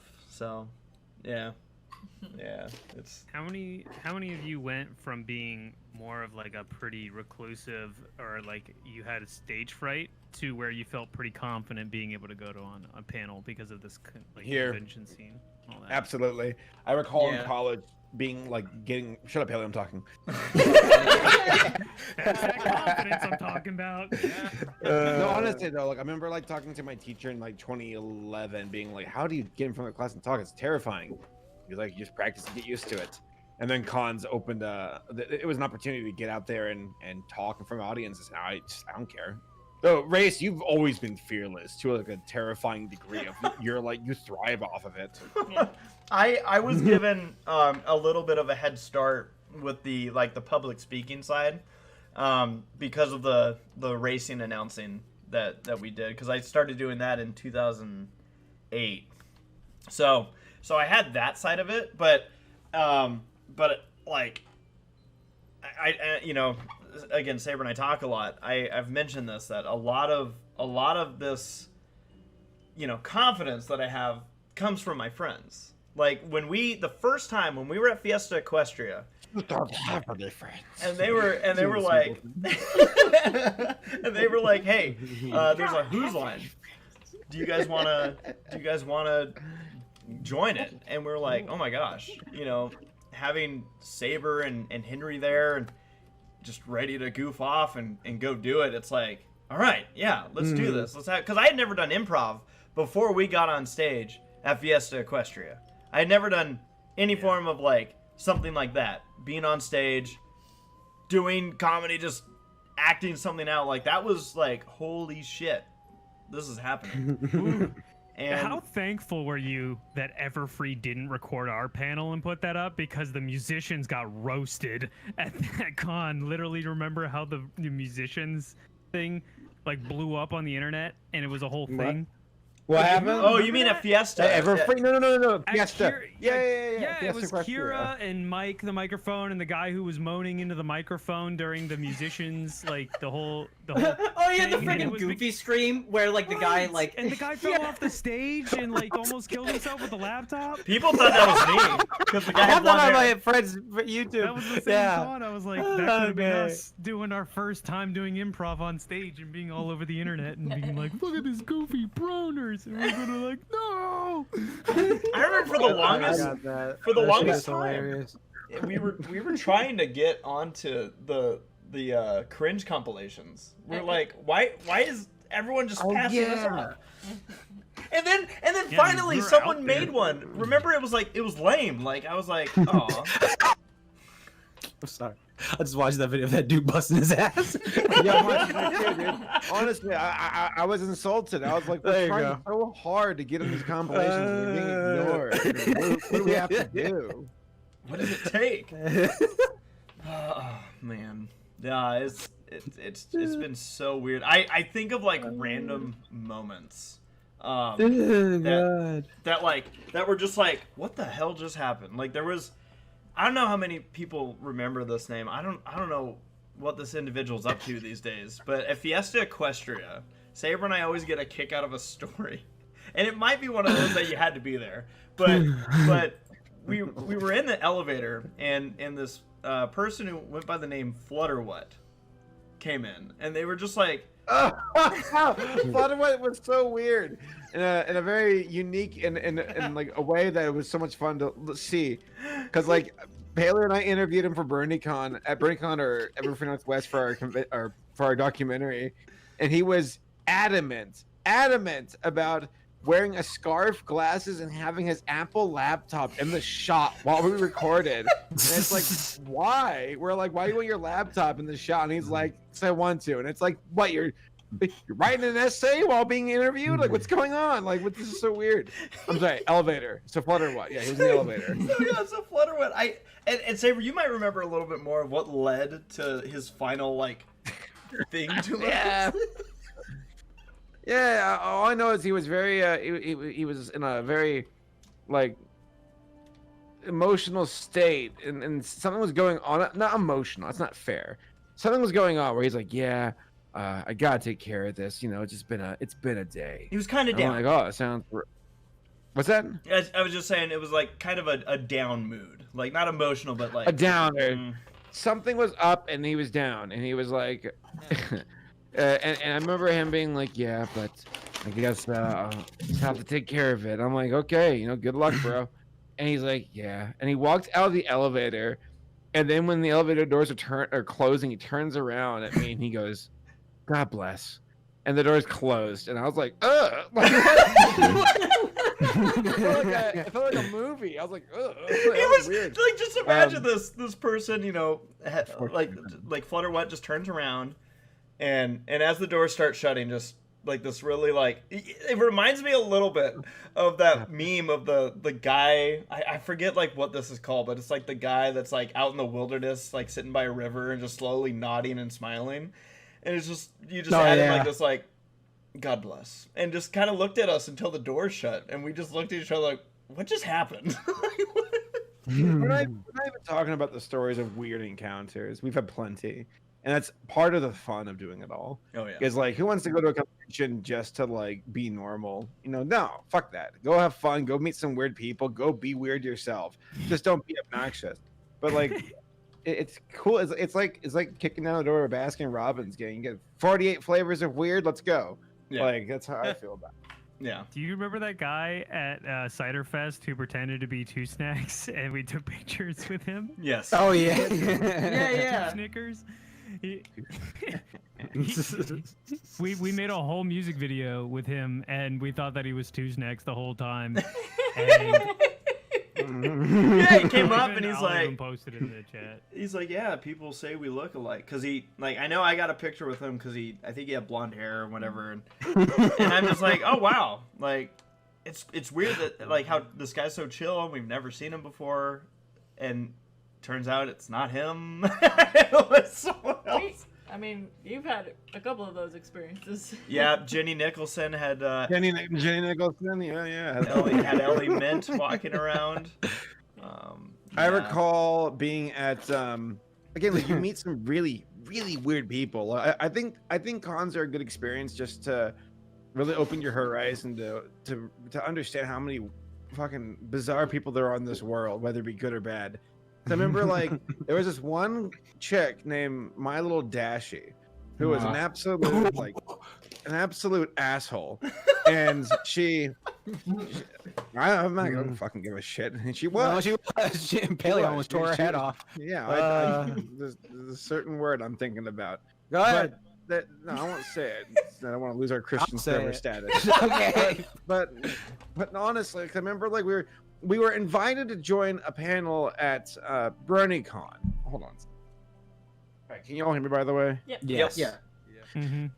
It was a podcast panel, and it was Brony Breakdown from myself and Paleo, Nash from Everfree Radio, and then some other hobbledygooks. It was like from the other... Bronyville podcast or whatever.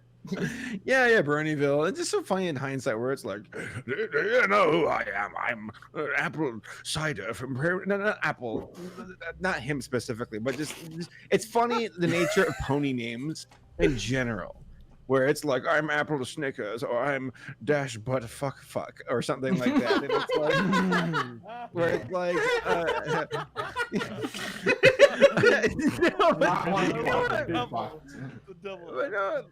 in a sense, you get people walking around with this commanding presence, like they invented water, and it's like, who do you think you are? So Paleo and I are sitting at this panel, and next to Paleo is this just awful human being named My Little Dashie, who's like obnoxious. She's taking over the panel. She's screaming. She took fucking wooden skewers for like shish kebab or for kebabs or whatever, and she threw them like a fucking salvo of wooden skewers at the audience. These are pierced, for piercing damage. And I was like, what's wrong with this wild ass bitch? Like she's losing. And Paleo, I look at Paleo, and he was vibrating with wrath. And I was like, was pissed. Like he was fucking fear. Yeah, my dad's in the audience with his stupid boomer crossed legs and his Old Navy shirt, and even he's looking over like, this bitch is wild. And I'm like, Paleo's about to snap, and I'm like, what can I do? Offer him a lollipop. Paleo, you want my lollipop? And I remember like being, Paleo, you okay? And his head, like, it was like you hear the rust on his neck. His head looked at me. He's like, I'm gonna fucking lose it.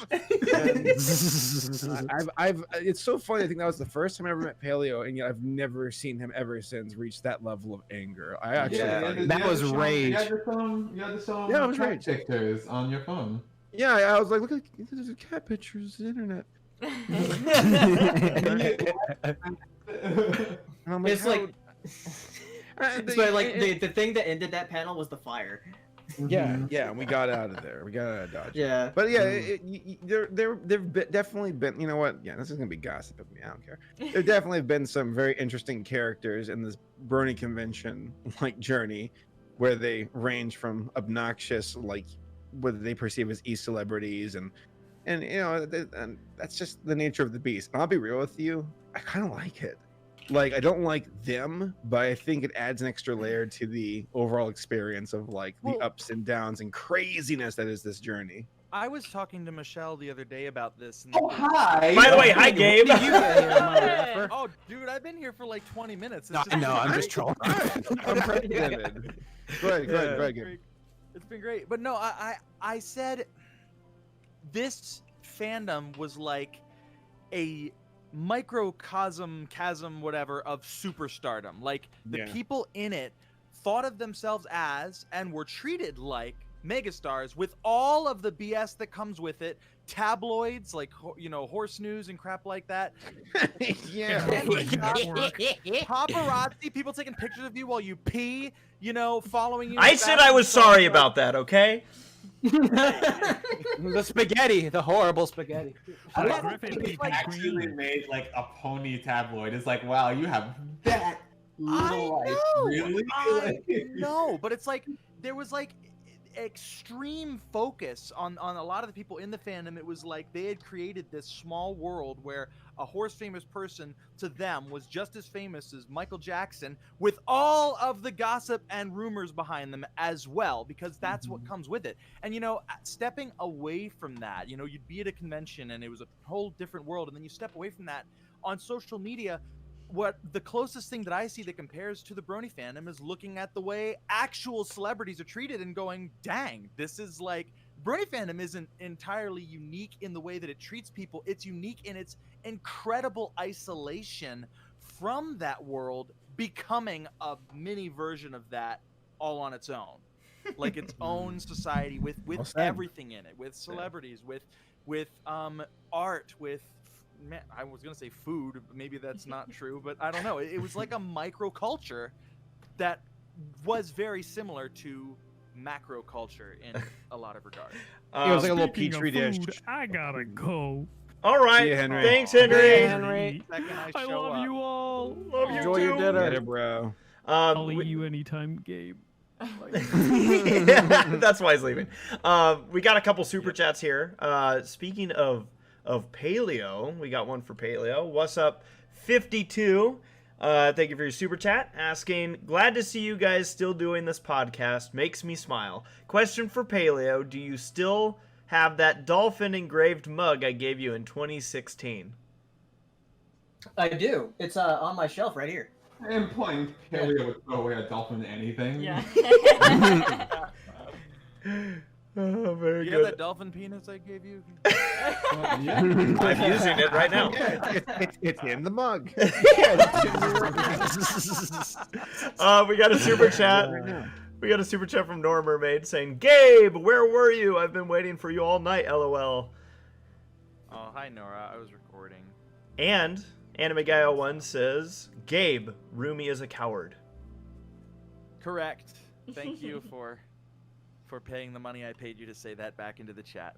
I like how, by the way, I just saw Brony Dance Parties in the chat, hanging out. What's up, BDP? Hey, BDP. Bro. BDP. There's an OG. Not BDP. I love how defeated you sound, Gabe. Like you like I know what the truth is here, but no one believes me ever, so I'm just gonna say it. Ha ha ha! It's funny for me.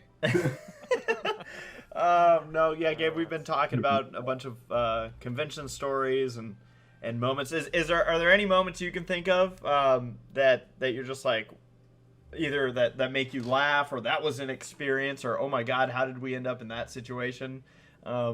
Dude, there were so many moments that were so unusual and so unique to average life that you didn't realize they happened until after they were over, and your ears were just kind of ringing and you were left blinking, thinking, what the heck was that? And that's like, they would take me sometimes minutes after it happened to process what happened, and then I'd be like, sometimes people would come up to me and they'd say something and I'd be like, do they hate me or do they love me? What does that mean? There was a guy who came up to me when I was sitting at the autograph table, and he was like, I read a whole bunch of horse news articles about you, and the stuff I saw meant that I would never come and talk to you, and I would never give your music a chance because I heard these things, and he just started listing off these things he heard.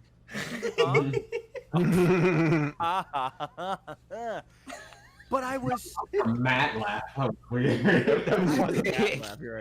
I was shocked about that, and I kind of went and I leaned over to Michelle. I was like, oh my gosh, that was a very hard deal. She's like, what? And I told her, and she's like, that's not fair.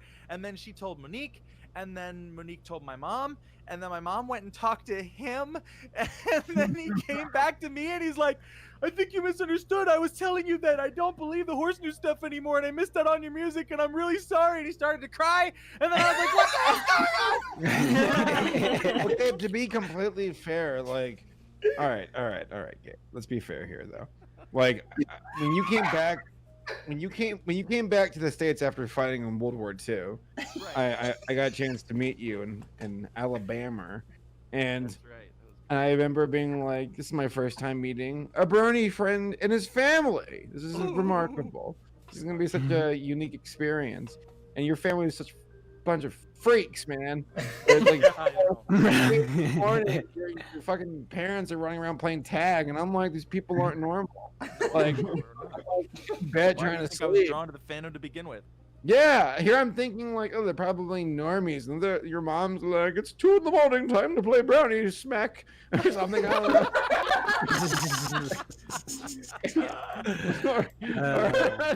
Honestly, though, like, I was kind of aside myself, where I was like, God, cons are weird. Gabe's family is weird. Maybe this Gabe stuff with the panels and the brownie stuff will work out after all.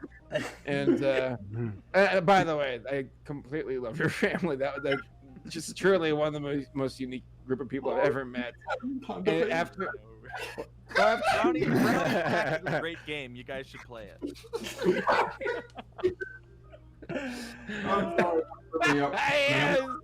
It's we put a brownie's the one saying you just open slap him with a open palm, brownie smack, bam.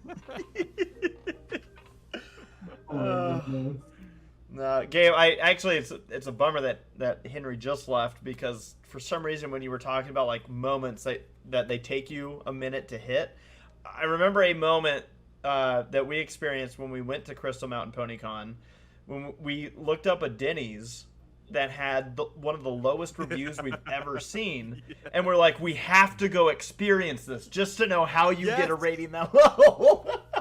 Yes, that was freaking awesome. It was a legendary experience. I remember half the journey I went there in a shopping cart that Saber found.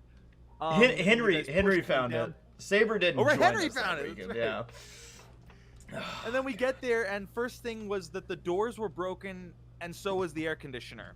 So they had a mascot that looked like a turd. Turd, yeah. Out of cardboard, spinning, and then our waitress comes right up there and like says it. She's like, "You like our mascot?" And we're like, yeah. It was supposed to be like a sausage, and it just looked like a piece of shit. So like, It looked like Hanky the Christmas poo. Like that's exactly what it looked like. What's with Denny's and like the weirdest experiences? 'Cause I remember like we were at Everfree Northwest. It was myself, Race, and Sarah, and we went to a Denny's to go eat. It was across the street from the hotel room. I think it was like 2016, and I don't know. I can't recall exactly what happened, but like there was like this homeless guy, and all I can really remember was he had like a big old massive suit on. He was a small little man with a massive suit, and I recall him like looking over his booth, being like, "You like my backpack?" And it's like, stop. Because it's like, just imagine a giant like suit, but on the small body of a man. yeah, didn't we And, like? Weren't we worried at some Well, point like- like a bomb was gonna go off? Like we're like, something's not right with this guy. Yeah, I'm like, this guy's weird. Like, I feel like there's probably like a gun underneath his big suit. And then it was just weird. I don't know. Again, like I love it. I love it all. As long as I survive it, I love it. I remember like, I agree. Life can get monotonous really quickly, especially Yeah. after you've done so much and seen so much. It's like, okay, same old, same old. What's this? yeah, Ooh, dude. this is new. How dare you? I remember like walking across the street with Race to like, it was like an immigrant family from Africa who had like a shop to sell stuff. Yeah. And I swear, like, because the shop had like no power, so the lights were off. So if you walk to the back of the shop to get stuff, it's like haunted. There's like a little like boy like a little diaper child walking around the store, And the shelves were mostly empty. Like, mostly empty with like one pack of diapers and like a paper towel. And I'm like, did you all like? This isn't wholesale items. Like you like, I think you're reselling. Like, this is so. Why did we go in there? What were we looking for even? I remember being like scary. I think we're gonna get stabbed. we might have like, been looking by a for. baby.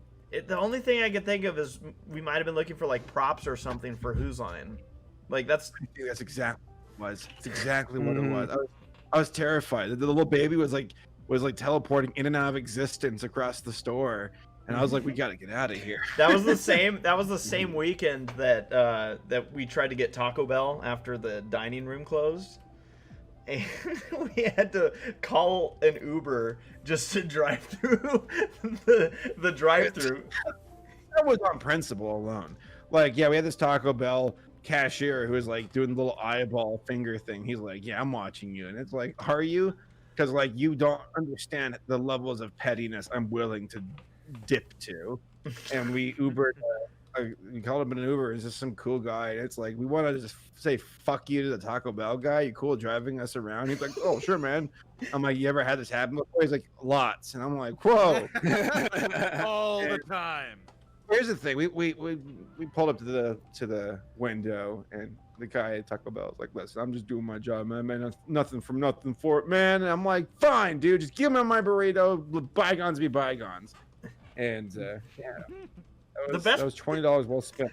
The best part is, did you not even like eat any of your food? Like, yeah, I had a sack of like wet burritos next morning, and I was like, this feels like a poop diaper. Nor Mermaid, by the way, sends a super chat saying, at least you didn't get peer pressured by a crowd to hug someone during opening ceremonies of a con, which happened to me. And I can't speak for everybody, but I will say I'm sure most of us have been in some weird situations. I know I've been kissed more than once at conventions. I've been to go see Zootopia by someone who I thought was my friend. Then you realize they were your... to shave their hair off. Yeah, I've been peer pressured quite a few times by people who I thought were my friends. Dude, I'll never forget when that came up at the charity auction, and like kind of like as a joke at first, and I remembered seeing Saber like consider like, should I shave my head for charity? I was like, I remember I pulled you aside backstage. I'm like, Saber, you know you don't have to do this. Because I'm like, I will not let my friend be peer pressured into this. If he wants to do it, that's one thing. But I was also like, if I don't do this, they might talk me into doing it. So you don't have to, but you probably should. It's funny because like Saber got his like new driver's license for Virginia later, and he on his photo he doesn't have any hair. Yeah, people look at my hair. I'm like, I swear to God, I'm not like a skinhead or something. I said it's for charity. Charity. It's for charity. Britt Mullen sends us a big old super chat. Thank you so much, Britt. Saying, talking about all these memories is making me nostalgic with a heart. I remember meeting y'all because I doodled you as alicorns at MLP MSP. 5 years later, you were all part of my proposal. Thank y'all for always feeling like friends whenever we meet. Miss you. Thank you, Britt. And awesome. Killer key lime pie. Yes, and Whoa, fantastic I thought you art. just said, thank you, Britt. Killer. Oh my goodness. Key lime pie. She does. I remember. That was amazing. Like, I don't remember a lot of what I eat, and I remember that key lime pie. Same. Yeah. No, I it was fun being part of the with Britt.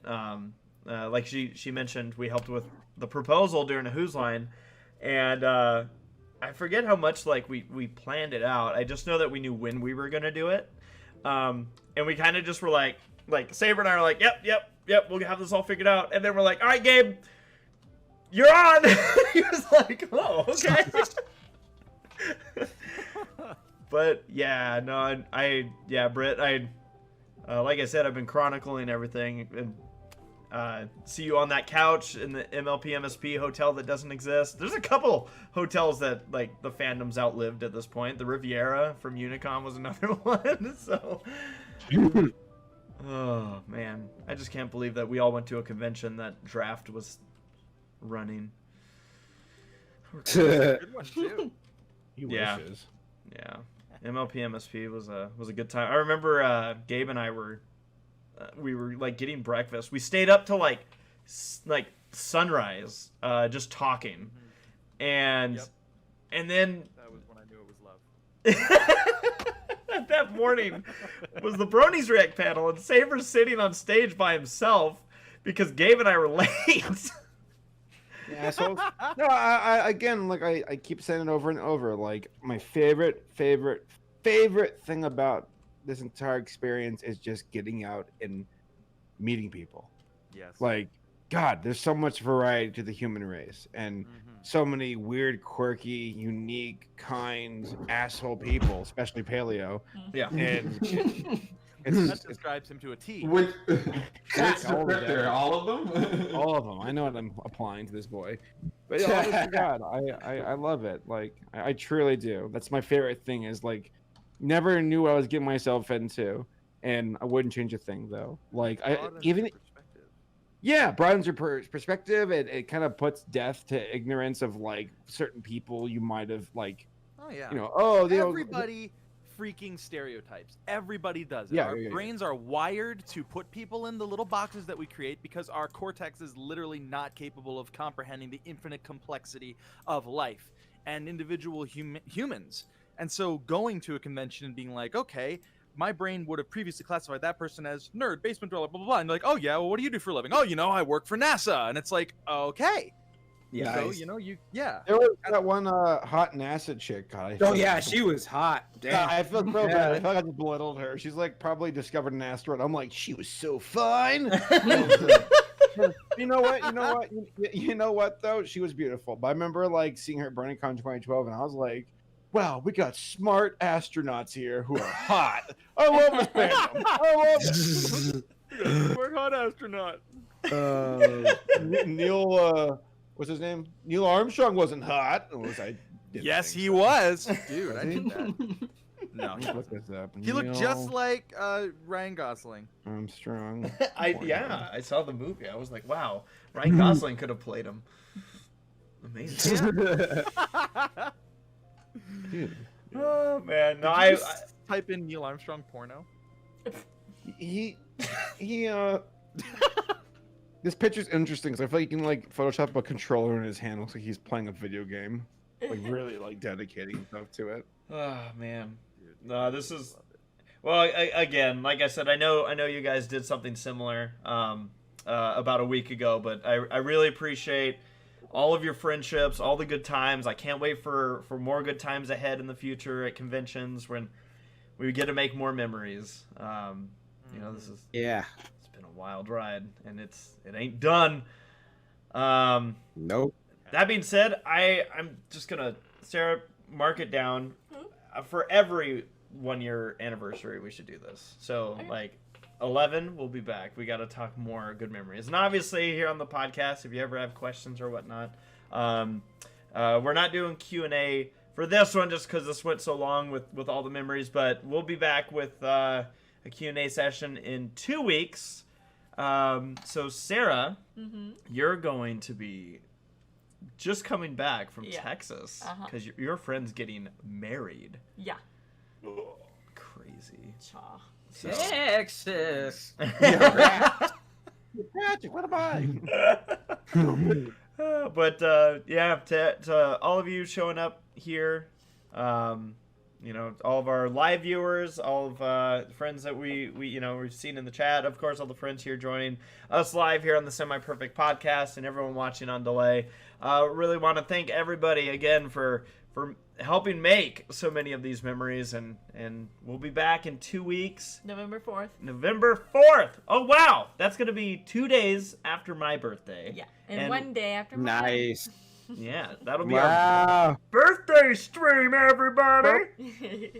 Birthday for the neighbor. But yeah, so we hope you enjoyed joining us for the Semi Perfect Podcast. Good night, everybody. Damn ponies. Good night, everybody. Them ducks. Watch ducks.